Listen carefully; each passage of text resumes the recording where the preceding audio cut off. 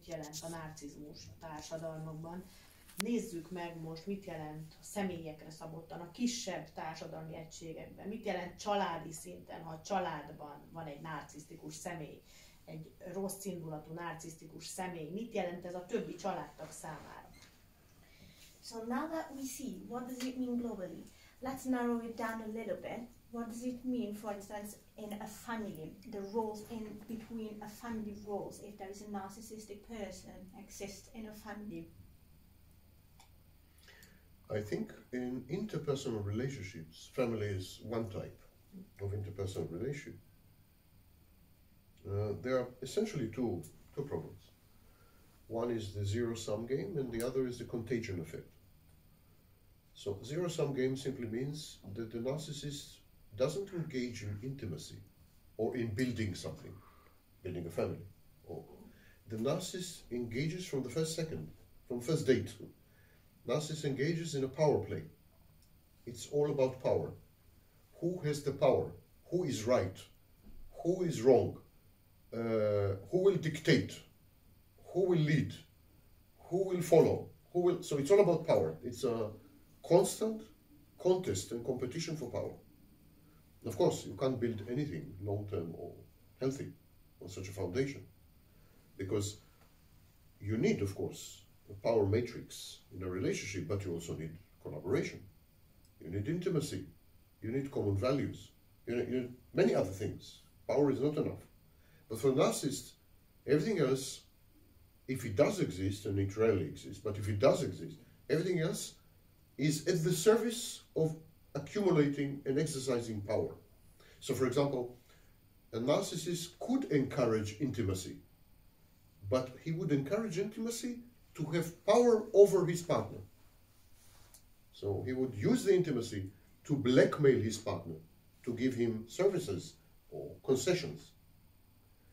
Or he could, for example, encourage collaboration, but he would encourage a collaboration so that he reaps the fruit of the collaboration, so that he benefits, so that he profits, not equally.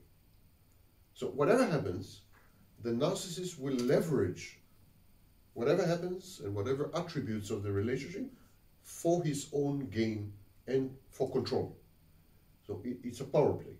That's the first insurmountable problem in the relationship. The second problem is contagion. The longer you live with the narcissist, the longer you collaborate with the narcissist, the longer you love the narcissist, the more narcissistic you become. It's extremely simple. It's an infectious disease. It's a pathogen. It's not possible to spend time with the narcissist and psychopath, narcissistic, or psychopathic.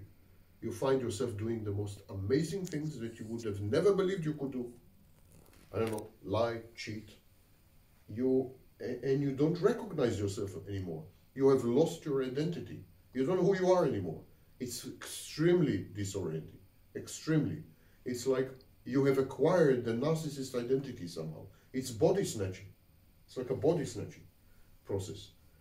And you feel that while before you have met the narcissist, you had very clear, strict boundaries. When you have lived with the narcissist for a while, you begin to dissolve. Your boundaries begin to be very fuzzy, and you begin to dissolve, like diluting something in a liquid, like you're diluted, like ink in a liquid. You feel like this ink drop in a liquid. You feel that you are, and so the contagion effect is a major problem, because it not only alters your behavior and your reactance, the way you react, but it alters your identity, who you are, or at the very least, your self-perception, or perception of your identity.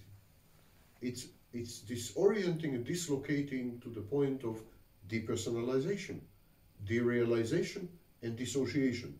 When we no longer know who we are and we feel our identity is threatened, we do three things. We depersonalize. We suddenly feel that we are not we. We suddenly it's like astral. We feel that we are disconnect from ourselves. We derealize. We feel that our reality is a kind of nightmare. It's not real. We feel like we are in some horror movie, and that is where gaslighting comes into play. Because gaslighting is extremely effective precisely because the victim already has a feeling that reality is not real, that it's horrible. That's why gaslighting works, because the victim is already disoriented. And the third reaction, which is by far the most common, is dissociation, forgetting things, lapses in memory, deleting traumas, deleting scenes, suppressing, and so on. So the contagion effect also has an effect on memory, continuity, identity. It's a major effect. It's not like, okay, if I live with a narcissist, I start to lie. Which is bad enough. That's not the issue. It's a small issue. If I live with a narcissist, I start to not be. Well, that's much more serious problem.